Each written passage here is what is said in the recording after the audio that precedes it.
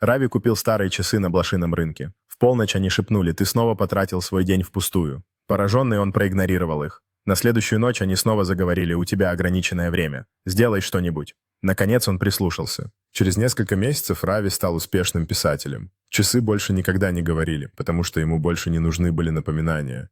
Рави сидит за деревянным столом, окруженный скомканными бумагами и открытым ноутбуком, его лицо освещено вдохновением, пока он с энтузиазмом печатает старые часы, едва видны на заднем плане, как будто следят за ним. Теплая и уютная сцена вечеринки по случаю выпуска книги Рави держит экземпляр своей только что выпущенной книги, окруженный улыбающимися друзьями и семьей, а антикварные часы теперь гордо стоят на полке на заднем плане, символизируя его путь. Рави размышляет у окна в дождливый день, с задумчивым взглядом наблюдая, как капли дождя бегут по стеклу, антикварные часы ярко стоят на подоконнике, напоминая ему о прошлом и ценности времени.